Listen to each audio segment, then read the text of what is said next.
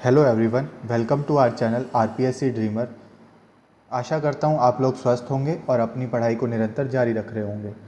आज के इस लेक्चर में हम आर एस प्री 2024 के कुछ महत्वपूर्ण विषयों को डिस्कस करेंगे और हम ये देखेंगे कि आर एस प्रीलिम्स के अंदर कौन कौन से ऐसे टॉपिक है जिनको अगर हम प्रिपेयर करें तो हमारा जो स्कोर है वो अच्छा हो सकता है और उसके अंदर प्रीलिम्स के अंदर हम जो है बहुत ही ईजीली उसको क्वालिफाई करके मेंस के अंदर हमारी तैयारी को सुनिश्चित कर सकते हैं।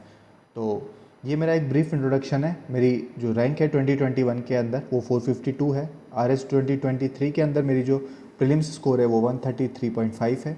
मैंने आर पी एस सी ए सी एफ के इंटरव्यू में अपीयर हुआ हूँ। इसके अलावा मैंने आई सी आर ए आई ई ए जो है all India engineering entrance exam for agriculture, तो इसके अंदर मेरी जो रैंक है वो ऑल इंडिया रैंक 152 है। मैं एनआईटी ग्रेजुएट हूँ। तो आज के इस टॉपिक में हम उन सभी जो महत्वपूर्ण विषय हैं उनको डिस्कस करेंगे जिसके आधार पर हम हमारा स्कोर जो है वो एटलीस्ट 130 प्लस मार्क्स को हम जो है इंश्योर कर सकें। ठीक है, तो चलिए शुरू करते हैं। तो सबसे पहले एक ब्रीफ इंट्रोडक्शन या फिर ब्रीफ आउटलाइन बता देता हूँ जिसमें जो विभिन्न सब्जेक्ट हैं उनके अंदर क्या वेटेज रहता है आर एस के अंदर, उसके बारे में हम थोड़ा सा डिस्कस कर लेते हैं। जैसे इंडियन आर्ट एंड कल्चर वाला जो पोर्शन है वो लगभग 3% के आसपास रहता है। सबसे ज़्यादा जो करंट अफेयर्स वाला पोर्शन है वो 19% के अराउंड रहता है। उसके साथ साथ मैथ्स एंड रीजनिंग जो है हमारा वो 13% के अराउंड हमारा मैथ्स एंड रीजनिंग रहता है। उसके साथ ही जो हमारा राजस्थान इकोनॉमी वाला पोर्शन है वो लगभग 9% वेटेज रखता है। राजस्थान पॉलिटी अराउंड 8% के आसपास रखता है। Rajasthan art and culture 7%, Rajasthan geography भी 7% रखता है। इंडियन पॉलिटी लगभग 7% रखता है। साइंस इंडिविजुअली देखें तो 6% प्लस टेक्नोलॉजी वाला पोर्शन 4%।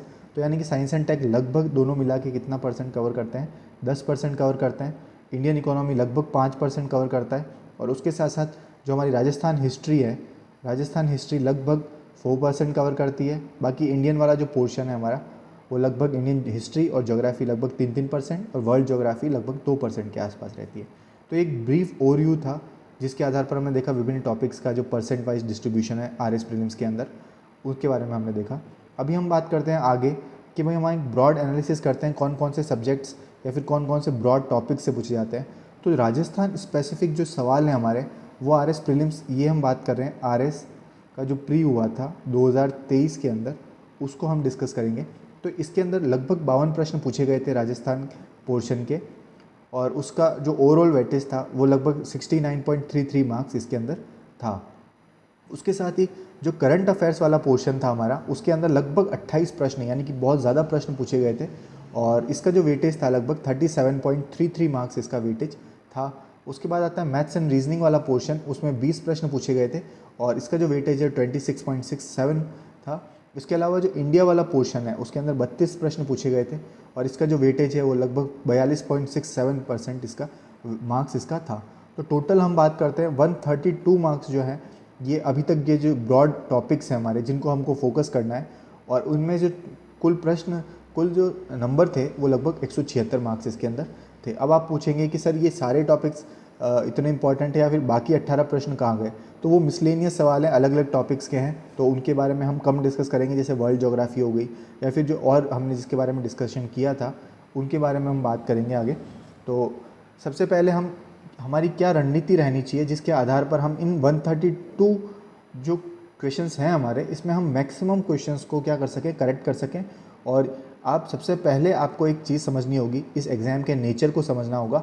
ये एक एग्ज़ाम जो है क्वालिफाइंग एग्ज़ाम है, तो आपको इसको क्वालिफाइंग एग्ज़ाम आपके अंदर इसके अंदर इतना स्कोर आपका हो जाना चाहिए कि आप कंफर्टेबली जब नेक्स्ट डे आप प्रीलिम्स के बाद जाओ तो आपकी मेंस की तैयारी को आप जो है अच्छे से शुरू कर सको। किसी भी प्रकार के जो कट ऑफ का जो एनालिसिस है उसके अंदर आप ना पढ़ो क्योंकि वो टाइम जो है काफ़ी ज़्यादा वेस्ट हो जाता है। ठीक है, तो इसके बारे में भी हम डिस्कस करेंगे। ठीक है, अभी हम सबसे पहले बात करते हैं कि भाई आर एस वैकेंसीज़ जो है हमारे प्रीलिम्स के अंदर या टोटल आर एस की वैकेंसीज़ का क्या ट्रेंड रहा है और कट ऑफ का क्या ट्रेंड रहा है। ठीक है, तो 2016 के अंदर आर एस में 713 पद आए थे और इसकी जो कट ऑफ है वो लगभग 78.54 रही थी। 2018 के अंदर ये पद बढ़कर हो गए थे 980 और इसकी जो कट ऑफ है वो गिर गई थी 76.06 हो गई थी। ठीक है, फिर 2021 का जो वैकेंसी आती है उसके अंदर 8 पद और बढ़े, 988 वैकेंसीज हुई और इसमें लगभग 84.72 मार्क्स यानी कि लगभग 9 मार्क्स जो है कट ऑफ में इंक्रीमेंट देखने को मिला। उसके बाद आता है आर एस 2023 के अंदर 972 पद मिले हैं और इसकी जो कट ऑफ है प्रीलिम्स की वो ऑल टाइम हाई गई है, 100.69 इसकी कट ऑफ रही है। उसका क्या रीज़न था उसके बारे में भी हम एक बार डिस्कस करेंगे। और अभी जो 2024 की वैकेंसी अनाउंस हुई है उसके अंदर 733 वैकेंसीज़ हैं और इसकी क्या कट ऑफ रहेगी एक मोटा मोटा अनुमान मैं आपको देने की कोशिश करूँगा। और इस प्रकार का जो अनुमान है, ठीक है, तो इन सब चीज़ों के बारे में मैं आपके साथ डिस्कस करूँगा। तो अब मैं अपने प्रीलिम्स एक्सपीरियंस आपके साथ शेयर करना चाहता हूँ। मैंने 2 बार प्रीलिम्स लिखा है। 2021 के अंदर जो मेरा फर्स्ट अटैम्प्ट था, जिसके अंदर मेरा फाइनल सिलेक्शन भी हो गया था, उसके अंदर 452 रैंक थी मेरी। तो उसमें जो मेरा स्कोर था 108.63 मेरा स्कोर था और कट ऑफ गई थी लगभग 84। तो I was very well above this cut off. तो इसके साथ साथ जो 2023 का जो मैंने लिखा है मेरा मेंस, उसके अंदर मेरे 133.5 मार्क्स हैं और ये भी मैं कट ऑफ से लगभग 33 मार्क्स ज़्यादा हूँ। तो ये जो मेरे मार्क्स हैं लगभग, ये मैंने किस तरीके से लेके आया, मेरी क्या स्ट्रेटजी रही, उसको मैं आपको आगे जो स्लाइड्स हैं उसके अंदर आपसे डिस्कस करूँगा। और मैं आप लोगों को एक ही चीज़ कहना चाहूँगा कि अपने जो स्टडी है उस स्टडी को स्मार्टली करने की कोशिश करें। स्मार्टली व्हाट आई मीन कि आप उन टॉपिक्स पे सबसे पहले फोकस करेंगे जो आपको सबसे ज़्यादा मार्क्स फैच करवाएं, ठीक है। आपको किसी टॉपिक में, जिस टॉपिक में आप सहज हैं, आप उसमें अपना टाइम वेस्ट ना करें, क्योंकि वो ऑलरेडी आपका स्ट्रॉन्ग जोन है, उसमें आपका स्कोर आएगा। किंतु ऐसे टॉपिक्स जिनमें आप या तो वीक हैं या फिर ऐसे टॉपिक्स जिनमें मार्क्स का वेटेज हमेशा ज़्यादा रहता है, आपको उन पे फोकस करना है, तब जाके आपका ये स्कोर आ पाएगा। आपसे कोई नहीं पूछ रहा है कि आपने वर्ल्ड ज्योग्राफी में कितने सवाल सही किए, आपका ओवरऑल स्कोर जो है वो मैटर करता है। और इस एग्ज़ाम की जो नेचर है, वो कैसी है नेचर, इस एग्ज़ाम की नेचर है क्वालिफाइंग नेचर। तो आपको उसी के अकॉर्डिंग अपने आप को प्रिपेयर करना है, क्वालिफाइंग नेचर के रूप में अपने को इसको देखना है और उसके आधार पर ही अपनी प्रिपरेशन को क्या करना है, कंटिन्यू करना है, ठीक है। तो अभी मैं इसके बाद आगे चलता हूँ। तो अब आप पूछेंगे कि सर जो कट ऑफ है वो क्या रह सकती है। तो उस कट ऑफ को डिस्कस करने से पहले हम फैक्टर्स को डिस्कस करते हैं जिस पे ये कट ऑफ जो है क्या करती है, डिपेंड करती है। सबसे पहले आती है नंबर ऑफ़ वैकेंसीज़, और जैसे कि आपको पता है 733 है इस बार वैकेंसीज़, जो कि पिछली बार की 972 वैकेंसीज से काफ़ी कम है, 200 से 250 के आसपास पद कम है इस बार।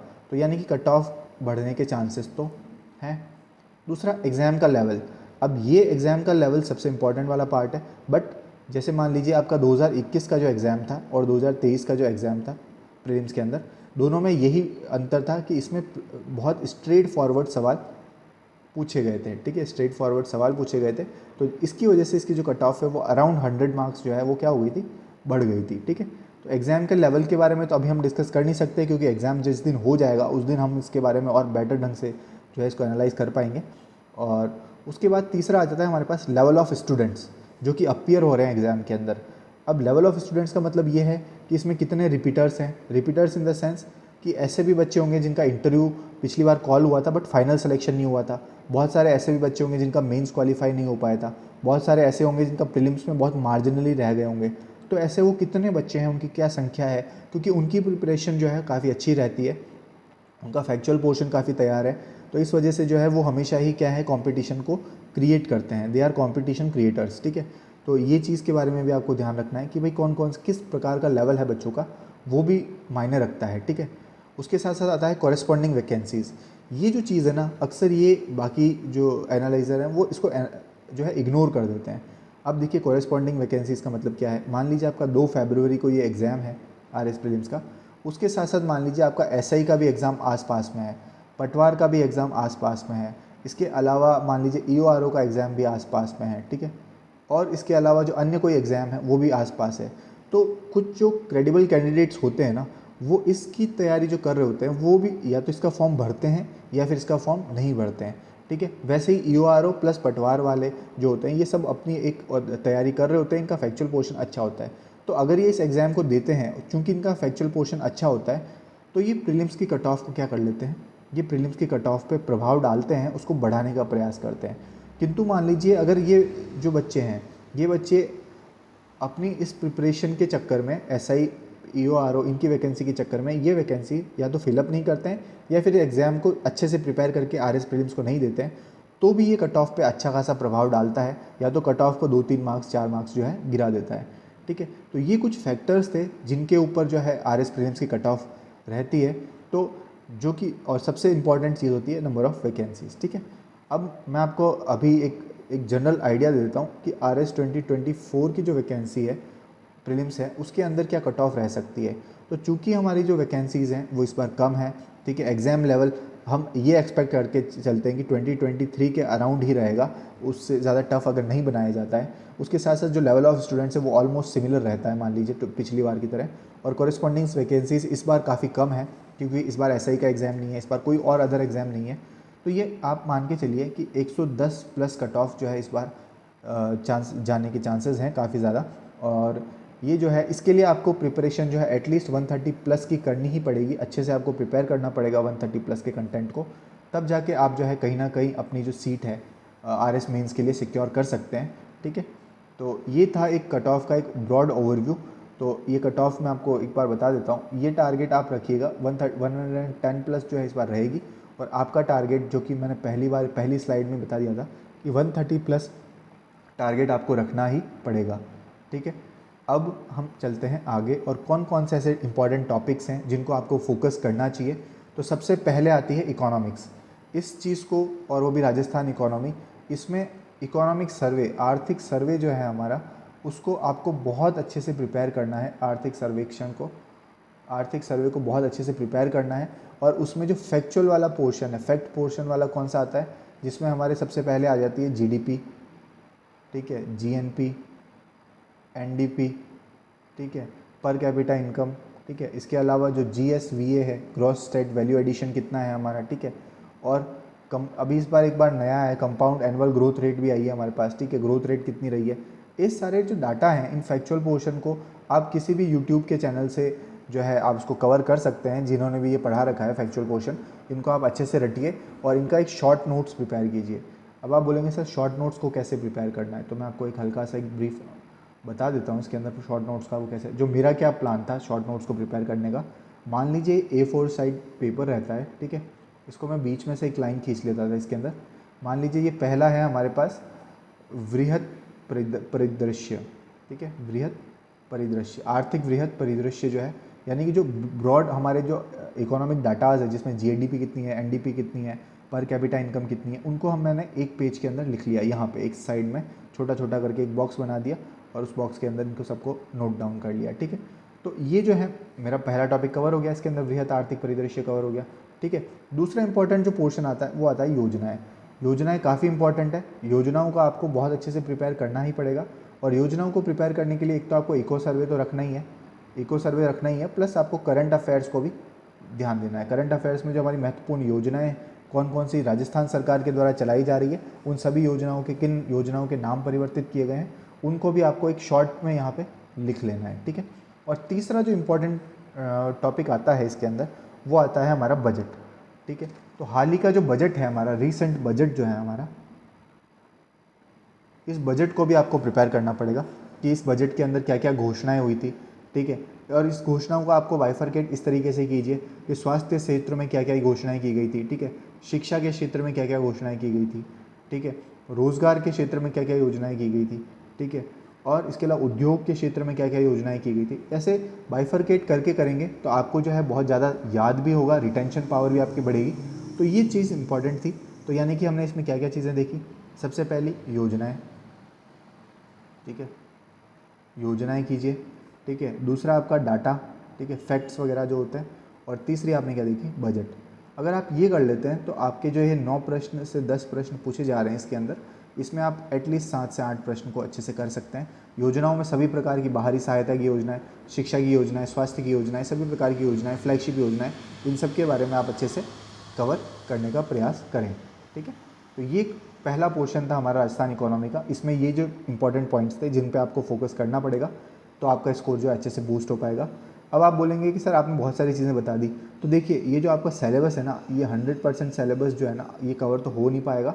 इसके मैं कुछ इंपॉर्टेंट ऐसे टॉपिक्स बता रहा हूँ लगभग जिसको आप 50 टू 55% जो सिलेबस है, इसमें आप अराउंड 80 टू 90% जो एक्यूरेसी है आपकी, एक्यूरेसी मैटर करती है इस एग्ज़ाम्स के अंदर। तो ये एक्यूरेसी को आप अच्छे से जो है मेंटेन कर सकते हैं अगर आप इस सिलेबस का 50 से 55% ऐसा वाला पोर्शन पढ़ सकते हैं जो कि मैं आपको बता रहा हूँ। तो आपकी एक्यूरेसी अच्छे से आ सकती है और आपका आउटपुट जो है ना, आउटपुट बहुत अच्छा जाएगा। जैसे कि मेरा आउटपुट रहा, ये मेरा एक्सपीरियंस है। अगर आपको ये चीज़ें समझ में आती है, ये इस तरीके की प्रिपरेशन, तो आप कर सकते हैं। और अगर आपको लगता है कि नहीं मैं तो पूरा सिलेबस करके जाऊँगा, तो भी आपकी इच्छा है, आप कर सकते हैं, ठीक है। उसके बाद आता है राजस्थान का आर्ट एंड कल्चर वाला पोर्शन। तो राजस्थान में इतिहास से महत्वपूर्ण टॉपिक जो हमारा है वो है कला संस्कृति। तो कला संस्कृति के जो इम्पोर्टेंट टॉपिक्स हैं उनको मैं आपको बता देता हूँ। सबसे पहला जो इम्पोर्टेंट टॉपिक आपको तैयार करना है वो है भाषा साहित्य का, ठीक है। हमारे यहाँ कितने प्रकार की बोलियाँ बोली जाती है, ठीक है। उसके साथ साथ साहित्य, ठीक है, ठीक है। एलपी टेसिटोरी का वर्गीकरण क्या था, ग्रियर्सन का क्या वर्गीकरण था, ठीक है। और अलग अलग जो बोलियाँ हैं, उपबोलियाँ हैं, उनके बारे में आपको बताना है। उसके अलावा साहित्य में हमारे जो प्रमुख साहित्यकार हैं, प्रमुख साहित्य जो लिखे गए हैं उनके द्वारा, उनके बारे में, क्योंकि जनरली इससे सवाल एक ऐसा मैच द कॉलम में आएगा आपसे, 4 ऑप्शन होंगे, उनके आमने सामने जो है उनको मैच करना होगा, ठीक है। तो इस प्रकार का एक प्रश्न आपसे पूछा जा सकता है। तो पहला आता है भाषा साहित्य का। सेकंड पॉइंट हमारा आता है भक्ति आंदोलन से संबंधित, ठीक है। तो भक्ति आंदोलन को आपको अच्छे से तैयार करना है, ठीक है। इसमें संत संप्रदाय जो विभिन्न है, निर्गुण सगुण संप्रदाय हैं, इन दोनों के बारे में आपको अच्छे से तथ्यात्मक ज्ञान होना चाहिए, ठीक है। तो ये भक्ति आंदोलन से संबंधित तथ्य हो गए। तीसरा आता है मंदिर एवं दुर्ग स्थापत्य, ठीक है। इसको आप अच्छे से तैयार कीजिएगा, क्योंकि इस बार शायद इसके प्रश्न आने के ज़्यादा चांसेस रख गए हैं, ठीक है। काफ़ी समय से इससे प्रश्न पूछा नहीं गया है, तो इस बार हो सकता है कि इसमें से अच्छा सा प्रश्न पूछा जा सकता है, ठीक है। और उसके बाद आता है हमारे पास जनजातीय जीवन शैली। तो जनजातियों के बारे में उनकी कला संस्कृति कैसी रही है, उनकी संस्कृति क्या रही है, जनजातियाँ कैसी कैसी हमारे यहाँ गरासियाँ हैं, ठीक है, हमारे यहाँ भील हैं, ठीक है, हमारे यहाँ मीणा है, ठीक है, हमारे यहाँ सहरिया हैं, ठीक है, आदि जो विभिन्न प्रकार की जो जनजातियाँ हैं, उन जनजातियों का क्या कल्चर है, ठीक है, उनके बारे में आप बताइए, उनका समाज कैसा है, उसके बारे में एक अच्छा सा इंट्रोडक्शन या फिर अच्छे से एक आपको नॉलेज उसके अंदर होना चाहिए, ठीक है, ताकि आप जो प्रश्न हैं उनको अच्छे से टैकल कर सकें। तो ये था हमारा। उसके साथ साथ एक इम्पॉर्टेंट टॉपिक और है मेला त्यौहार। एक तो ये टॉपिक, और दूसरा आ जाता है हमारे पास चित्रकला। चित्रकला को माफ़ कीजिएगा, मैं स्टार्टिंग में बताना भूल गया। चित्रकला इज़ वेरी इंपॉर्टेंट टॉपिक। इस टॉपिक को मैंने कम से कम 8 से 10 बार, हर बार दोनों बार प्रीलिम्स के अंदर इसको मैं प्रिपेयर करके गया था, और चित्रकला से हमेशा एक कंफर्म क्वेश्चन आता ही आता है। तो आपके लिए एक तरीके से ये है कि आपको चित्रकला को बहुत अच्छे से प्रिपेयर करके जाना है, उसके सभी एस्पेक्ट्स को अच्छे से कवर करना होगा, ठीक है। तो आप जो है इसके अंदर अच्छे से परफॉर्म कर पाएंगे। उसके बाद तीसरा आता है राजस्थान का भूगोल। तो राजस्थान के भूगोल के अंदर जो है सबसे पहले आती है फसलें, प्रमुख फसलें, क्योंकि बाकी जो हमारे पास भू आकृतिक प्रदेश हैं इन सब के बारे में आपको अच्छा नॉलेज होगा, नदियों के बारे में अच्छा नॉलेज होगा आपको। और उसके साथ साथ दूसरी आती है सिंचाई परियोजनाएँ।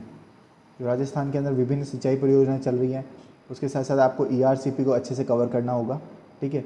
और जो करंट बेस्ड सवाल हैं वो भी अच्छे से पूछे जाते हैं इसके अंदर, ठीक है। इसके अलावा ऊर्जा संसाधन है, उसको आप तैयार कीजिएगा। खनिज संपदा, खनिज, ऊर्जा, सिंचाई, फसलें और जनसंख्या। जनसंख्या से हर बार एक 2 या 3 प्रश्न देखने को मिलते हैं। और उसके बाद आता है जैव विविधता।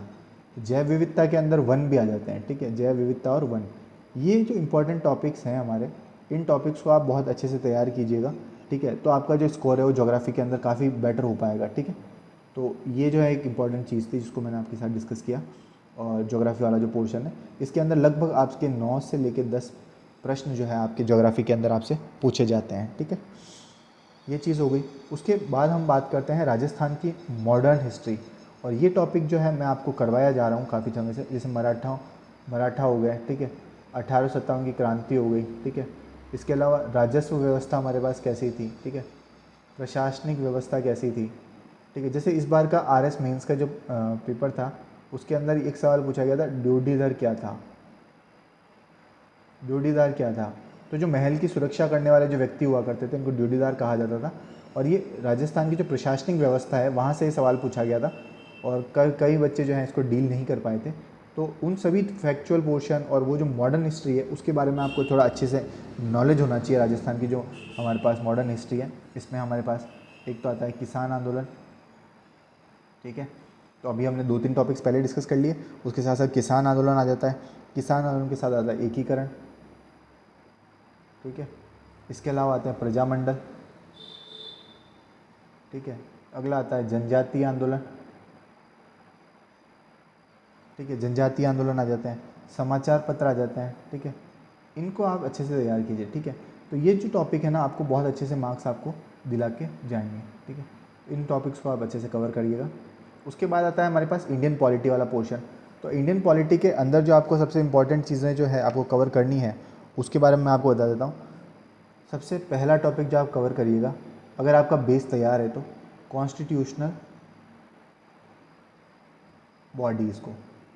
और कॉन्स्टिट्यूशनल बॉडीज़ का आप एक काम करिएगा कि इसके अंदर एक जो इस तरीके का जो A4 साइज़ है उसको टेढ़ा कर लीजिएगा, और उसके अंदर बीच में एक लाइन खड़ी करके इस साइड में जो भारत की जो कॉन्स्टिट्यूशनल बॉडी है, संवैधानिक संस्था है उनको, और इस साइड में जो राजस्थान की संवैधानिक संस्थाएं हैं उनको, उनका क्या कार्यकाल क्या था, ठीक है, योग्यता क्या है, ठीक है, आर्टिकल्स कौन कौन से रिलेटेड हैं, ठीक है, प्रथम कौन था, अंतिम कौन था, ऐसे एक टेबल बना दीजिए। और अगर आप मेरे से चाहेंगे तो मैं आपको वो टेबल जो है आपको टेलीग्राम चैनल पे शेयर कर दूंगा। अगर आप जो है मेरे को कमेंट सेक्शन में बताते हैं तो उस आधार पर मैं आपको शेयर कर दूंगा, ठीक है। तो ये एक जो पोर्शन है इसको भी मैं आपको चाहता हूँ कि आप अच्छे से कवर करें, कॉन्स्टिट्यूशनल बॉडीज़ को, ठीक है, संवैधानिक संस्थाओं को। दूसरा आता है हमारे पास राष्ट्रपति का टॉपिक, ठीक है, प्रेसिडेंट वाले जो इलेक्शन है उसके बारे में। और इस बार पार्लियामेंट को बहुत अच्छे से तैयार करके जाइएगा। पार्लियामेंट को इसलिए तैयार करके चले जाइएगा क्योंकि इस बार लोकसभा के चुनाव हुए हैं, और उसके साथ साथ क्या है हमारे पास विधानसभा के भी चुनाव हुए हैं, ठीक है। तो लोकसभा और विधानसभा के चुनावों को अच्छे से तैयार कीजिए। कितने महिला सदस्य रही हैं हमारे पास, ठीक है, अभी वर्तमान में महिला सदस्य कितनी है हमारी, उनको देखिएगा, ठीक है। उसके अलावा SC ST कितने हैं हमारे, उन सभी के बारे में आपको चर्चा अच्छे से करनी है। और उसके अलावा जो हमारे पास यूनिवर्सल टॉपिक्स हैं उनको तो अच्छे से तैयार करना ही है आपको। यूनिवर्सल टॉपिक्स का मतलब आप समझ गए होंगे, फंडामेंटल राइट्स हो गए, ठीक है, DPSPs हो गए, ठीक है, और उसके अलावा फंडामेंटल ड्यूटीज़ हो गए, ठीक है, प्रीएम्बल हो गया, ठीक है, कॉन्स्टिट्यूशनल जो असेंबली है, कॉन्स्टिट्यूएंट असेंबली, इन सब के बारे में तो आपको तैयार करना ही है। और उसके अलावा एक इम्पॉर्टेंट टॉपिक जो मैं आपको पहले ही बता देता हूँ, वो है केंद्र राज्य संबंध।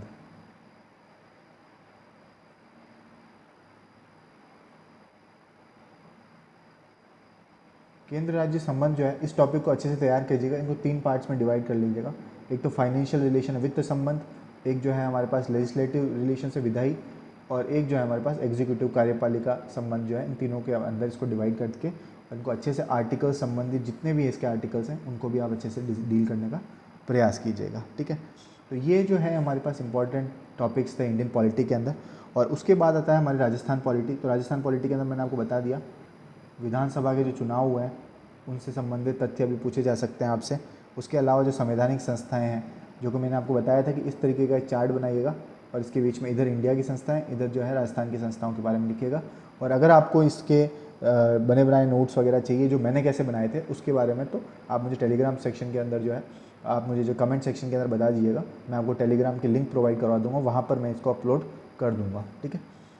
और उसके बाद तीसरा जो टॉपिक आता है हमारे पास, वो आता है पंचायती राज। तो पंचायती राज व्यवस्था से संबंधित जो तथ्य हैं उनको भी आप अच्छे से तैयार कीजिएगा, क्योंकि पंचायती चुनाव भी हमारे यहाँ होने वाले हैं, ठीक है। चुनावों की भी घोषणा हो जाएगी कुछ समय बाद। तो पंचायत राज चुनाव के अंदर जो हमारी पंचायत शासन प्रणाली है, थ्री टियर स्ट्रक्चर जो है हमारे पास, उनको आप अच्छे से कवर कीजिएगा। कौन कौन सी समितियाँ बनाई गई थी, ठीक है, उनके बारे में जो है उनको अच्छे से डिस्कस कीजिएगा, ठीक है। तो आपका जो है अच्छे से ये पोर्शन कवर हो जाएगा, ठीक है। उसके बाद आता है हमारे पास साइंस एंड टेक्नोलॉजी। तो मैंने आपको बताया था इसके अंदर 10 प्रश्न कुल पूछे जाते हैं, जिसमें साइंस के 6 प्रश्न और टेक्नोलॉजी के 4 प्रश्न होते हैं। और ये मेनली करंट अफेयर्स के ऊपर होते हैं। करंट अफेयर्स ये बेस्ड होते हैं जनरली कि कोई वर्तमान में युद्धाभ्यास या फिर कोई जो है मिशन लॉन्च किया गया है इसरो के द्वारा, तो इस संबंध में आपसे प्रश्न पूछे जाते हैं। और टोटल ये लगभग 10 प्रश्न इसके अंदर कुल मिला के होते हैं। तो इसमें आपका सबसे इंपॉर्टेंट टॉपिक है वो है डिजीजेस, ठीक है, ठीक है। कितने प्रकार के जो अलग अलग विभिन्न रोग होते हैं हमारे पास, ठीक है, वायरल इन्फेक्शन कौन कौन से हैं, ठीक है, बैक्टीरियल इन्फेक्शन कौन कौन से हैं, ठीक है, और इसके अलावा प्रोटोजोआ वाले कौन कौन से हैं। और अगर आपको ये जो टॉपिक है अगर ये डिफ़िकल्ट लगता है डिजीज़ वाला, तो आप मुझे बता सकते हैं। मैं इसका एक लेक्चर जो है सेपरेट लेक्चर आपके साथ ले लूँगा, यूट्यूब पर इसको डाल दूँगा, ठीक है। तो ये हमारा एक साइंस एंड टेक्नोलॉजी का पहला पोर्शन था, डिजीज़ वाला टॉपिक। दूसरा टेक्नोलॉजी के अंदर मैंने आपको बता ही दिया, टेक्नोलॉजी के अंदर आपको करंट अफेयर्स पे ज़्यादा रिलाई करना है, ठीक है। और एक स्टैटिक पोर्शन, तो इसका आप कहीं से भी कवर कर सकते हैं, स्टैटिक के अंदर ज़्यादा इंपॉर्टेंस नहीं है इसका। और इसके अलावा आता है बेसिक साइंस। तो बेसिक साइंस के अंदर जो है हमारे पास क्या क्या चीज़ें आ जाती है बेसिक साइंस के अंदर। तो बेसिक साइंस के अंदर आप क्या आ जाती है, ह्यूमन बॉडी के अंदर, बॉडी क्या है, ह्यूमन बॉडी के बारे में, ह्यूमन सेल क्या है, हमारा सेल के बारे में आपको बताना है। और उसके अलावा और भी कुछ अलग अलग टॉपिक्स हैं, ठीक है, उनके बारे में केमिस्ट्री से संबंधित कुछ फैक्ट्स पूछ सकते हैं आपसे। तो ये कुछ छोटी मोटी चीज़ें हैं जिनको आपको सबसे पहले कवर करना है, ठीक है। साइंस एंड टेक्नोलॉजी में सबसे पहले किस पे ध्यान देना है, तो वो मैंने आपको बता दिया, ठीक है। डिजीज़ पे ध्यान देना है, टेक्नोलॉजी के अंदर इस पे चीज़ों पे ध्यान देना है, ठीक है। फिर अगला आता है आपका current affairs. Current affairs is very very important. 28 प्रश्न पूछे गए थे पिछली बार, तो आपको ध्यान रखना है कि करंट अफेयर्स से अच्छा खासा पोर्शन कवर होता है, ठीक है। और करंट अफेयर्स के लिए आप सबसे कई सारे मैगजीन्स वगैरह आती हैं, तो आप जो है एक एनुअल मैगज़ीन वगैरह ले लेना, अच्छी वाली एनुअल मैगज़ीन आप ले लेना। उस मैगज़ीन को आप अच्छे से प्रिपेयर करना, ठीक है।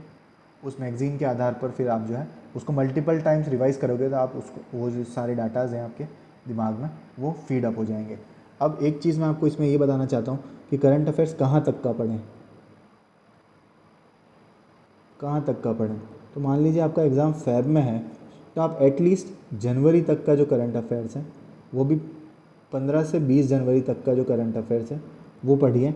और उसके अंदर भी जो लेटेस्ट अभी जैसे 26 जनवरी को फंक्शन जस्ट पहले होगा, तो 26 जनवरी के अंदर किसको बुलाया जाएगा, ठीक है, कौन मेहमान होंगे हमारे, उनके बारे में आपको जानकारी होनी चाहिए, ठीक है। तो 26 जनवरी या फिर जो संबंधित सारे तथ्य हैं उनके बारे में आपको जानकारी अच्छे से होनी चाहिए, ठीक है। तो ये था हमारा एक करंट अफेयर्स वाला पोर्शन। उसके बाद अपन चलते हैं आगे रीजनिंग। तो अब इसमें इसमें मैं आपको बता देता हूँ, दो तरीके के बच्चे होंगे यहाँ पे। एक तो जो होंगे वो मैथ्स बैकग्राउंड के होंगे, इसके साथ साथ एसएससी बैकग्राउंड के होंगे, या फिर किसी भी प्रकार से कोई रीजनिंग की तैयारी कर रहे हैं तो उनके लिए तो कोई दिक्कत नहीं आएगी इसके अंदर। और दूसरे आते हैं नॉन मैथ बैकग्राउंड के, ठीक है, या फिर जिन्होंने इसकी तैयारी नहीं की है, उनको मैं चाहूँगा कि वो प्रीवियस ईयर के जो सवाल है ना, प्रीवियस ईयर के पेपर निकाल लो आप। RS 2010 या जब से भी रीजनिंग शामिल हुई है 2013 से लेके आप 2000 अभी जो 23 तक के जो पेपर हैं आप इसको निकालिए और इसकी आप प्रैक्टिस कीजिए, ठीक है। और उसके साथ साथ आप जो है एक बुक आती है RS अग्रवाल के जो टॉपिक वाइज प्रैक्टिस कीजिए, पूरी बुक सॉल्व नहीं करनी है। RS अग्रवाल की आप प्रैक्टिस कीजिए। और जो प्रोबेबिलिटी वाला पोर्शन है और परम्यूटेशन एंड कॉम्बिनेशन वाला जो पोर्शन है, इस पोर्शन को आप मैं चाहूँगा कि आप यूट्यूब से कोई लेक्चर वगैरह इसका ले लें, ठीक है। तो उस लेक्चर के आधार पर आप प्रोबेबिलिटी और परम्यूटेशन कॉम्बिनेशन को सॉल्व करने का प्रयास कीजिएगा। तो होपफुली आपको जो है इन चीज़ों को अच्छे से आप ग्रेस्प कर पाएंगे और आपका जो स्कोर है वो मैक्सिमाइज़ हो पाएगा, ठीक है। तो यानी कि अभी तक हमने ये सारी चीज़ों के बारे में डिस्कस किया। अब एक जो इम्पॉर्टेंट चीज़ आती है वो आती है रिवीजन की स्ट्रेटजी, क्योंकि revision is must and very important part, very important part, ठीक है। तो काफ़ी इंपॉर्टेंट पार्ट है और ये मस्ट है, ठीक है। तो इसमें मैंने आपको सबसे पहली चीज़ बताई, जो मैंने इंपॉर्टेंट टॉपिक्स आपके साथ डिस्कस किए, इस वीडियो को एक बार आप फिर से देखिएगा और अपने एक ये जो टॉपिक वाइज मैंने बताए हैं, अब देखिए मैं स्लाइड्स में सारी चीज़ों को लिख नहीं सकता हूँ, तो इस वजह से मैं बहुत सारी चीज़ें आपको लिख के यहाँ पे साइड बाय साइड लिख के और आपको बोल के बता रहा हूँ। तो आप इसको ध्यान से सुनिए और अपने एक खाली पेज लेके और वहाँ पे टॉपिक वाइज उसके आगे जो इंपॉर्टेंट टॉपिक्स मैंने बताए हैं उन टॉपिक्स को आप नोट डाउन कर लीजिए, ठीक है। तो आप जो है इसके अंदर फिर उसको प्रिपेयर करते चले जाइए, ठीक है। पहली चीज़ तो इंपॉर्टेंट टॉपिक्स को आप अच्छे से तैयार कीजिए। उसके बाद शॉर्ट नोट्स जितने हो सके उतने बनाइए, ठीक है। मान लीजिए इकोनॉमिक्स के आपको शॉर्ट नोट्स बनाने ही बनाने मस्ट हैं, इकोनॉमिक्स के शॉर्ट नोट्स बनाइए। इसके अलावा जिसकी ज़रूरत आपको महसूस होती है, जैसे मान लीजिए हिस्ट्री के कुछ इंपॉर्टेंट शॉर्ट नोट्स बना सकते हैं, जो कि मैंने बताए थे अभी, किसान आंदोलन हो गया, एकीकरण हो गया, प्रजामंडल हो गया, इनके एक शॉर्ट नोट्स आप तैयार करके रखिए, ठीक है। और भी जो इंपॉर्टेंट टॉपिक्स है जैसे ज्योग्राफी हो गई, ठीक है, ज्योग्राफी के भी शॉर्ट नोट्स वगैरह आपको तैयार करके रखने हैं। इसके अलावा आता है टेस्ट। तो आपको डेली टेस्ट देने की ज़रूरत नहीं है या फिर वीकली टेस्ट देने की ज़रूरत नहीं है, ठीक है। आप मंथली या फिर जैसे मान लीजिए अभी तो आप 15 दिन में एक बार टेस्ट दीजिए, ठीक है, 15 डेज़ में आप एक टेस्ट दीजिए, तो यानी कि महीने के 2 टेस्ट हो जाते हैं। अगर आपकी अच्छी तैयारी है, यानी कि आपका अगर नॉलेज बेस अच्छा है तो, और नहीं तो अगर आपको लगता है कि आप सेल्फ डाउट में हैं तो आप फिर इसके अंदर वीकली टेस्ट दे सकते हैं, ठीक है, वीकली टेस्ट दे सकते हैं। और लेकिन उसका एनालिसिस इज़ मस्ट। ऐसा नहीं है कि एग्ज़ाम दे दिया और उसके बाद उसका एनालिसिस नहीं किया। एनालिसिस आपको करना है, स्वयं से उसका एनालिसिस कीजिए, उसकी आंसर की से जो इम्पोर्टेंट आपको, मान लीजिए देखिए मैं क्या करता था, मैं आपको अपनी स्ट्रेटजी बता देता हूँ मॉक टेस्ट से रिलेटेड, ठीक है। तो मान लीजिए मैंने 10 मॉक टेस्ट दिए, ठीक है, मान लीजिए मैंने 10 मॉक टेस्ट इसके अंदर दिए, तो मान लीजिए मेरे को बहुत सारे प्रश्न जो है प्रत्येक मॉक टेस्ट के अंदर नहीं आए। जैसे मान लीजिए पहले वाले मॉक टेस्ट के अंदर मान लीजिए मेरे को 50 प्रश्न नहीं आते हैं, ठीक है, तो मैं क्या करता था, एक फ़ाइल तैयार करता था, ठीक है, उस फाइल के अंदर जो लूज़ पेजेस हैं, उन लूज़ पेजेस के अंदर उन सबको लिख लेता था, जो भी मुझे नहीं आते थे उसके आंसर की से मैच करके, और उस एक फ़ाइल तैयार हुई। वो फाइल के अंदर लगभग मान लीजिए आपको 15 से लेके 20 पेजेस जो है मेरे टोटल तैयार होते थे, ठीक है। उन 20 पेजेस को लगभग मैं लास्ट मोमेंट पे रिवाइज़ कर लेता था। तो इस आधार पर जो मैं जो भी प्रश्न ऐसे थे जो मेरे को नहीं आए तो उनको मैं रिवाइज़ अच्छे से कर लेता था, ठीक है। और करंट अफेयर्स पे आपको फोकस रखना है, ठीक है। मंथली मैगज़ीन तो पॉसिबल नहीं हो पाती है, आप तो एक एनुअल मैगज़ीन तैयार कीजिए। और एनुअल के साथ आप ये कर सकते हैं कि जो मैराथन वीडियोज़ आती है ना, करंट अफेयर्स की जो मैराथन आती है, बहुत सारी मैराथन वीडियोज़ पड़ी होगी यूट्यूब के अंदर, उसमें आप अगस्त से लेके या फिर जुलाई अगस्त से लेके और अभी जो फ़ेब है, जनवरी है, जनवरी तक का आप जो है ये तैयार कर लीजिए। और फिर उसके बाद जो एनुअल मैगज़ीन है उसके साथ उसको कंपाइल करके रीड कर लीजिएगा, आपका जो है अच्छे से तैयार हो जाएगा। उसके नोट्स इसके नहीं बनाने हैं, ठीक है, नोट्स नहीं बनाने हैं, ठीक है, इसके नोट्स क्या करना है, नहीं बनाने हैं इसके नोट्स, ठीक है। एक ये चीज़ हो गई। अब तो आपको ये चीज़ें सारी चीज़ें क्लियर हो चुकी होगी। तो अभी तक मैं आपको एक बार शॉर्ट में बता देता हूँ कि मैंने क्या क्या चीज़ें बताई आपको, कौन कौन से टॉपिक्स हैं जिन पे फोकस करना है। तो इकोनॉमिक्स के अंदर आपको जो है राजस्थान इकोनॉमिक के अंदर कौन कौन से टॉपिक्स पे फोकस करना है, बजट पे फोकस करना है, इको सर्वे पे ऊपर फोकस करना है, ठीक है, और योजनाओं के ऊपर फोकस करना है।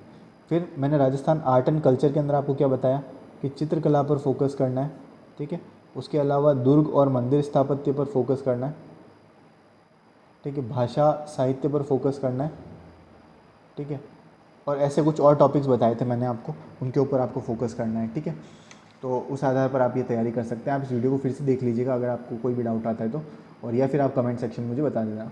राजस्थान ज्योग्राफी के अंदर भी जो इंपॉर्टेंट टॉपिक्स जैसे बताए थे मैंने, फसलें बताई थी, ठीक है, खनिज बताया था, ठीक है, सिंचाई योजनाएं बताई थी, ठीक है, और उसके अलावा जनसंख्या बताई थी, और उसके साथ साथ ऊर्जा और जैव संपदा, ठीक है, इन सब के बारे में बताया था मैंने आपको।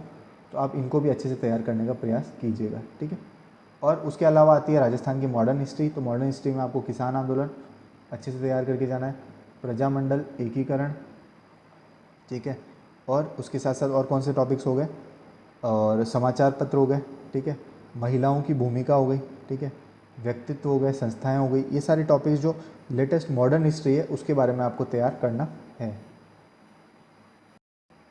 ठीक है। और इंडियन पॉलिटी वाला जो पोर्शन है जिसके बारे में मैंने आपको बता दिया था, इंडियन पॉलिटी के अंदर कौन कौन से टॉपिक है, तो संवैधानिक संस्थाएं हो गई, ठीक है, संवैधानिक संस्थाओं को आपको अच्छे से तैयार करना है, प्रीएम्बल को तैयार करना है, फंडामेंटल राइट्स हो गए, पार्लियामेंट हो गई, इन सभी टॉपिक्स को आपको अच्छे से तैयार करना है, ठीक है। तो ये सारी चीज़ें हो गई। राजस्थान पॉलिटी के अंदर मैंने आपको बता दिया, विधानसभा चुनाव से संबंधित तथ्यों को आपको देखना है, ठीक है। तो जो हमारे विधानसभा चुनाव हुए थे, ठीक है, विधानसभा चुनावों को आपको देखना है अच्छे से, ठीक है। और उसके साथ साथ आपको वही संवैधानिक संस्थाएं देखनी है, और उसके साथ साथ आपको क्या करना है, पंचायती राज संबंधी संस्थाओं को भी देखना है, ठीक है। तो ये सारे तथ्यों को जो है आप अच्छे से तैयार कीजिएगा, ठीक है। उसके बाद साइंस एंड टेक्नोलॉजी के अंदर आपको मैंने बता ही दिया, current based science and technology आती है। साइंस के अंदर आपको जो है कुछ इंपॉर्टेंट टॉपिक्स जैसे कि डिजीज़ेस, ठीक है, रोग, इनको तैयार करना है आपको, ठीक है। उसके अलावा बेसिक वाला पोर्शन आपको तैयार करना है। बेसिक वाला पोर्शन आपको जो सिलेबस है उसका वो मेंस से मिल जाएगा आपको, ठीक है। जनरली सवाल मेंस का सिलेबस से भी पूछे जाते हैं प्रीलिम्स के अंदर, ठीक है। तो ये भी चीज़ आपको याद रखनी है कि उसके बाद आता है करंट अफेयर्स। तो करंट अफेयर्स के मैंने आपको बता ही दिया, करंट अफेयर्स के लिए आप लेक्चर ले सकते हैं, और उसके बाद फाइनली एनुअल वीडियोज़ जो है हमारे पास, या एनुअल वार्षिकांक जो आते हैं हमारे, उनको आप अच्छे से तैयार कर सकते हैं, ठीक है, ठीक है। और उसके बाद आता है रीजनिंग वाला पोर्शन। तो रीजनिंग वाले पोर्शन के अंदर क्या करना है आपको, तो आर एस अग्रवाल से, अगर आपकी जो है ज़्यादा कमांड नहीं है इसके अंदर, तो आर एस अग्रवाल को प्रैक्टिस कर सकते हैं। उसके साथ साथ प्रोबेबिलिटी और परम्यूटेशन एंड कॉम्बिनेशन, इन दोनों का आप यूट्यूब से लेक्चर लेके जो है प्रिपेयर कर सकते हैं, ठीक है। तो ये कुछ इंपॉर्टेंट टॉपिक्स थे जिनके बारे में हमने बात करी। अब आप जो है रिवीजन की क्या स्ट्रेटजी रहनी चाहिए, तो रिवीजन जो है सबसे इंपॉर्टेंट पार्ट है, वेरी इंपॉर्टेंट, और इसको आपको अच्छे से प्रिपेयर करना है, ठीक है, रिवीजन करना ही है आपको, ठीक है। इंपॉर्टेंट टॉपिक्स जो कि मैंने बताया आपको, इसको मल्टीपल टाइम्स रिवाइज करना है। उसके बाद इनके शॉर्ट नोट्स को आपको प्रिपेयर करना है। मॉक टेस्ट वगैरह आपको देते रहना है, ठीक है। मॉक टेस्ट में जो डाउट्स आते हैं उसके लिए आप एक सेपरेट फाइल बना के 10 से 15 पेजेस से ज़्यादा की नहीं होनी चाहिए टोटल जितने भी मॉक टेस्ट आपने दिए हैं उसकी, ठीक है। और उसके बाद करंट अफेयर्स के कोई भी नोट्स बनाने की ज़रूरत नहीं है आपको, ठीक है। तो ये सारी चीज़ें इसके अंदर हो गई। अब कुछ अलग बात मैं आपके साथ करना चाहूँगा कि भाई कौन कौन सी चीज़ें ऐसी हैं जो आपको करनी चाहिए एग्ज़ाम हॉल से पहले। ये कुछ क्या है, छोटी छोटी चीज़ें होती है जो कि आपके एग्ज़ाम के अंदर आपको ऐसा लगता होगा कि जो है प्रत्यक्ष रूप से या आपके कहीं भी सहयोग नहीं कर रही है, लेकिन ये अप्रत्यक्ष रूप से जो है आपका काफ़ी ज़्यादा योगदान देती है आपकी सक्सेस के अंदर। आपके 2 से 3 मार्क्स तो एटलीस्ट ये बढ़ाने में बहुत सहयोगी होती है अगर आप इन चीज़ों को जो है ऑब्ज़र्व करें, क्योंकि ये आप जो है चीज़ों को कभी कभी इग्नोर कर देते हैं इन चीज़ों को, तो आपको वो नहीं करना है। समय से पहले पूछिएगा एग्ज़ाम के अंदर, अपने आप को काम कंपोस्ट प्लेस के अंदर रखिएगा, यानी कि किसी भी प्रकार के जो इररिलेवेंट डिस्कशन के अंदर आपको नहीं पढ़ना है। अलग से शांत जगह बैठ जाइएगा आप अपने हिसाब से, और अगर आप कोई शॉर्ट नोट्स लेके आएँ तो उसको रिवाइज़ करते रहिएगा, ठीक है। और जो गाइडलाइंस वगैरह है एडमिट कार्ड की, उसको अच्छे से पढ़ लीजिएगा और उसी को फॉलो कीजिएगा। एडमिट कार्ड का प्रिंट आउट एक दिन पहले ही ले जाइएगा। कई बच्चे मैंने देखे हैं जो कि एग्ज़ाम से उसी दिन देखते हैं सुबह एग्ज़ाम है तो अब निकलवा लेंगे, फिर अगर शॉप्स बंद होती है तो फिर वो पैनिक हो जाता है, एक पैनिक सिचुएशन आती है, और पैनिक के अंदर उनका जो स्कोर है वो 3 से 4 मार्क्स कम होते हुए मैंने प्रत्यक्ष रूप से देखा है। तो कम से कम ये गलती आप ना करें तो ज़्यादा आपके लिए, क्योंकि ये आपका कैरियर है, कोई और इसको संभाल नहीं आएगा, ये आप ही को खुद को संभालना है, ठीक है। उसके बाद आता है get your self checked at the earliest, यानी कि एग्ज़ाम हॉल से जो बाहर या एग्ज़ाम सेंटर से बाहर ज़्यादा देर तक तफरी नहीं करनी है। आप वहाँ पे अगर जांच शुरू हो गई है तो आप जाइए, जांच करवाइए और एग्ज़ाम हॉल के अंदर जाके अपना जो रूम है उसके अंदर जाके बैठ जाइए, सर अपने उस पर रख लीजिए टेबल पे और थोड़ी देर के लिए रेस्ट कर लीजिए, किंतु बाहर ऐसे घूमते फिरना नहीं है, ठीक है, क्योंकि वहाँ पे आप जो है डिस्ट्रैक्शंस वगैरह आएंगी काफ़ी ज़्यादा, ठीक है, तो उनको आपको डिस्ट्रैक्शन से बचना है, ठीक है। तो क्या क्या चीज़ें आपको अवॉइड करनी है, लास्ट मोमेंट पे रश नहीं करना है, ठीक है। आपको समय से पहले पहुंचना है, समय से पहले पहुंचना है, समय पर भी नहीं पहुंचना है, ठीक है। उसके अलावा यूजलेस डिस्कशन जो है एग्जाम प्रीमाइसेस के अंदर नहीं करना है। अपना एक एकांत स्थान जैसा कि मैंने बताया वहाँ पे जाके आप बैठिए, शॉर्ट नोट्स अगर आपके पास हैं तो उनको प्रिपेयर कर लीजिए और जो है फिर एग्ज़ाम हॉल के अंदर एंटर हो जाइए। सेल्फ डाउट्स वगैरह नहीं लेके आने, ठीक है। जो आपने प्रिपेयर किया है ना, जो भी चीज़ें आपने प्रिपेयर करी हैं उससे बाहर कुछ नहीं जाएगा। एक चीज़ ये समझ के रखिएगा, हर व्यक्ति वही चीज़ें पढ़ता है। कई बार हम क्या है, कॉन्फिडेंस जब हमारा लो होता है, when we are low on confidence, तो क्या होता है हम एग्ज़ाम के अंदर अंडर परफॉर्म कर जाते हैं, ठीक है। और ये एग्ज़ाम सिर्फ प्रिपरेशन का नहीं है, ठीक है। सिर्फ आप प्रिपेयर करके इस एग्ज़ाम को नहीं निकाल सकते, आपका मोटिवेशन लेवल किस प्रकार का है उस पर भी निर्भर करेगा कि आप ये एग्ज़ाम को क्वालिफाई करेंगे या नहीं करेंगे, ठीक है। और अटेम्प्टिंग ऑन लिमिटेड क्वेश्चंस, ये भी बहुत बड़ा गलती है जो कि करते हैं। मान लीजिए मैं ऐसा व्यक्ति हूँ, ऐसा कोई हो ही नहीं सकता, मान लीजिए मेरा जो स्कोर था 133 प्लस, यानी कि क्या मेरे को सारे 133 मार्क्स जो मेरे आए हैं सारे प्रश्न मेरे को आते थे? नहीं। इसमें मैंने कैसे अटैम्प्ट किया उसको मैं थोड़ा सा आगे बताता हूँ आपको, लेकिन लिमिटेड क्वेश्चंस को अटैम्प्ट करने से बचें। जो आपको आते हैं उनको तो आपको करना ही है, उसके अलावा भी ऐसे प्रश्न जिनको आप ऑप्शन एलिमिनेशन से कर सकते हैं उनको भी करने का आपको प्रयास करना है, ठीक है। ये चीज़ हो गई। अब आता है अटैम्प्टिंग द एग्ज़ाम, कैसे एग्ज़ाम को अटैम्प्ट करें, किस तरीके से हमको एग्ज़ाम को अटैम्प्ट करना है। तो पहला आता है first go through all the pages, ठीक है, no need to stress on doubtful. अब एक चीज़ होती है, बहुत सारे बच्चे ऐसे होते हैं ना कि वो जो जितने भी पन्ने हैं ना उनको पलटने से डरते हैं कि कहीं उनको ऐसे प्रश्न मिल गए जो उनको नहीं आते हैं तो एकदम से उनका मोरल डाउन चला जाएगा और वो एकदम से डर जाएंगे। तो उस डर से बचने के लिए वो कई बार क्या होते हैं, पन्नों को नहीं पलटते हैं, लेकिन ऐसा नहीं करना है। आप लोगों को उन जो प्रश्न नहीं है वो सभी के साथ ये समस्या है, ठीक है।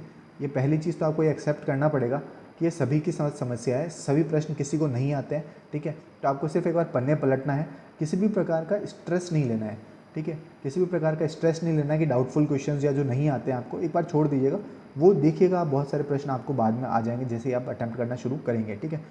फर्स्ट अटैम्प्ट जो पेपर का है वो कैसा होना चाहिए, तो जो प्रश्न आपके श्योर हैं, जिसमें आप क्या है श्योर हैं, उन प्रश्नों को आप सबसे पहले कीजिए, ठीक है, उनको टिक मार्क कर दीजिए।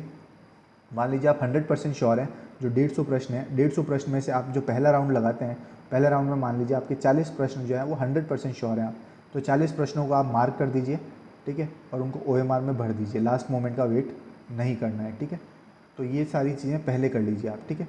उसके बाद आपको क्या करना है, सेकंड अटैम्प्ट पे जाना है। सेकंड अटैम्प्ट के अंदर मान लीजिए आपको ऐसे बहुत सारे प्रश्न ऐसे होंगे, सेकंड जब रीडिंग आप लगाएंगे तो बहुत सारे ऐसे प्रश्न होंगे जिसमें आपको ऐसा लगता है कि वो डाउटफुल है, यानी कि 2 ऑप्शंस का डाउट है या फिर 3 ऑप्शंस में डाउट है, ठीक है। तो जहाँ 2 ऑप्शंस वाला डाउट है ना, वहाँ पे आप इस तरीके का क्वेश्चन मार्क लगा लीजिए, और जहाँ पे 3 ऑप्शंस का डाउट है ना, वहाँ पे आप गोला लगा लीजिए, पहली चीज़ तो, ठीक है।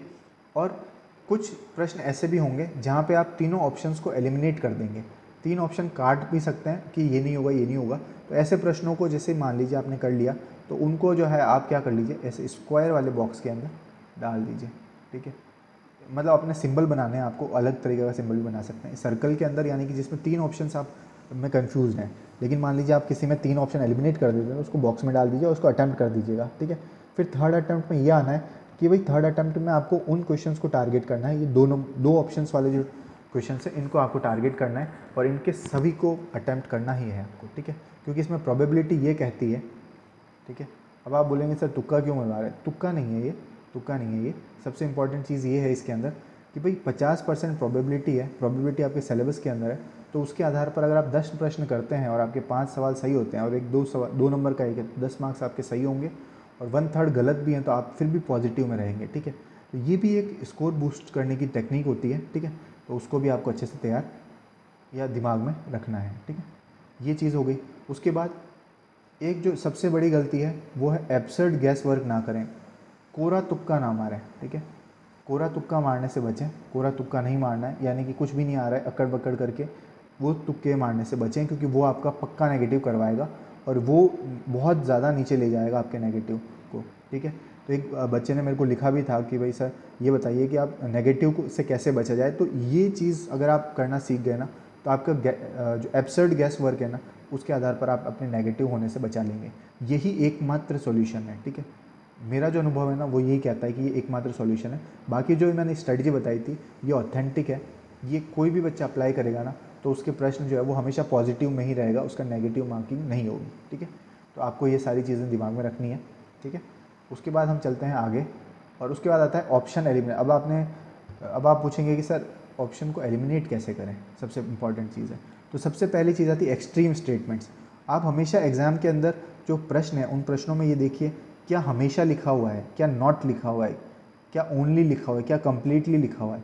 ऐसे जो एक्सट्रीम स्टेटमेंट होते हैं ना वो हमेशा ही क्या होते हैं, गलत होते हैं। एक जो चीज़ है हमारे कही जाती है, तो ऐसे स्टेटमेंट्स पे हमेशा ध्यान दीजिए कि कहीं ऐसा तो नहीं आ रहा, तो ऐसे ऑप्शंस को एलिमिनेट आप पहले ही कर दीजिए। अब ये चीज़ कैसे आएगी, ये आएगी जब आप मॉक टेस्ट देंगे और मॉक टेस्ट के अंदर आप इसकी रेगुलर प्रैक्टिस करेंगे तो आपका अपने आप ये चीज़ें बन जाएगी। उसके बाद अगर आप इन मॉक टेस्ट के आंसर्स का रिव्यू करते चले जाएंगे तो आपका जो है ये सुधार इसके अंदर होता चला जाएगा और आप देखेंगे कि वो जो मैंने प्रीवियस में स्ट्रेटजी बताई थी आपको फर्स्ट सेकंड थर्ड अटैम्प्ट की, वो आप जब इनमें अप्लाई करेंगे इसके अंदर तो आपका जो है क्या हो पाएगा, ढंग से चीज़ों को आप अच्छे से टैकल कर पाएंगे, ठीक है। उसके अलावा कभी कभी ऐसा भी हो सकता है कि आपको जो है, मान लीजिए कि एक प्रश्न है, उस प्रश्न के अंदर 4 ऑप्शन होते हैं, मान लीजिए इस ऑप्शन में आप उलझ गए, ठीक है। तो आप एक बार इस ऑप्शन को छोड़ दीजिए, बाकी ऑप्शंस पर आप फोकस कीजिएगा, तो आपको जो है धीरे धीरे हो सकता है कि इन ऑप्शंस में कुछ ऐसी चीज़ मिल जाए या 2 ऑप्शन आप एलिमिनेट कर पाएँ। अब जब आपने 2 ऑप्शन एलिमिनेट कर दिए तो आप एक ऐसी सिचुएशन में आ गए जहाँ पे 50% प्रोबेबिलिटी आपका सवाल सही होने की। तो उस आधार पर फिर आप जो है आगे चल के इस प्रश्न को अटैम्प्ट करेंगे और होपफुली आपका आंसर जो है सही भी हो सकता है, ठीक है। तो ये कुछ इंपॉर्टेंट चीज़ें थी जो मैं आपके साथ डिस्कस करना चाहता था, ठीक है। और ये जो प्रॉपर स्ट्रेटजी है इसको अगर आप फॉलो करना चाहें तो आपकी इच्छा है, इसमें आप अगर सूटेबल मॉडिफिकेशंस के साथ अगर आप इसको करना चाहें अपने अनुसार, और ये सिर्फ ना सिर्फ आरएस प्रीलिम्स के लिए है बल्कि आरएस प्रीलिम्स के साथ साथ आप अगर रीट का भी अटैम्प्ट दे रहे हैं या फिर कोई भी ऐसा ऑब्जेक्टिव एग्जामिनेशन की आप प्रिपरेशन करते हैं तो आपके लिए ये काफ़ी यूज़फुल वीडियो है। तो आप जो है अपने दोस्तों के साथ जो भी रीट हो गया, आरएस हो गया, पटवार हो गया, ठीक है, पटवार वाला एग्ज़ाम हो गया, सीईटी हो गया, ठीक है। जैसे मेरा सीईटी के अंदर स्कोर था 252, जो मैं जब मेरा इंटरव्यू से पहले जो मैंने सीईटी दिया था उस समय मेरा ये स्कोर था। तो ये स्कोर तक भी मैं, ये जो मेरी एक सेम ही स्ट्रेटजी थी इसको मैंने फॉलो किया हमेशा से, ऑप्शन एलिमिनेशन स्ट्रेटजी थी या मैंने कैसे प्रिपेयर किया वो सब मैंने आपको बताया, तो उस आधार पर ही मेरा ये स्कोर आ पाया था। तो ये अपने जो भी आपके कलीग्स हैं जो इसको तैयारी कर रहे हैं, चाहे आरएस प्रीलिम्स की हो, रीट हो, पटवार हो या फिर जो भी एग्ज़ाम्स राजस्थान से संबंधित हैं, उन एग्ज़ाम्स की जो बच्चे तैयारी कर रहे हैं उनके साथ आप इसको शेयर कीजिए। और इसके अलावा जो भी आपके डाउट्स आते हैं कमेंट बॉक्स में आप मुझे शेयर कीजिएगा और मैं उसको चाहूँगा कि बहुत जल्दी से जल्दी उसको सॉल्व करने का प्रयास करूँगा। और इसके अलावा इससे संबंधित और भी कोई डाउट है या मैंने ऐसी कोई चीज़ बताई है जिसका रिलेटेड आपको कोई भी डाउट है तो भी आप मुझे कमेंट सेक्शन में बता सकते हैं, ठीक है। और अगर इस संबंध में आपको कोई भी नोट्स की आवश्यकता है या कोई शॉर्ट नोट्स की आवश्यकता है तो आप मुझे जो है कमेंट सेक्शन में बता दीजिएगा, मैं आपको टेलीग्राम का लिंक शेयर कर दूँगा, उसको आप ज्वाइन कीजिए और डेली अपडेट जो है मैं वहाँ पे डालता रहूँगा और उस आधार पर फिर अपनी तैयारी को निरंतर रखिएगा। और तब तक के लिए आपको ऑल द बेस्ट, आप तैयारी करते रहिए एंड होपफुली भगवान ने चाहा तो आप बहुत अच्छे अफ़सर बनेंगे, एक बहुत अच्छे जो है अधिकारी के रूप में आप जो है राजस्थान सरकार के अंदर सेवाएं देंगे और जो है राजस्थान सरकार और जो राजस्थान की जनता है वो आपसे लाभान्वित भी होगी, ऐसी मुझे आशा है। तब तक के लिए धन्यवाद। जय हिंद, राम राम।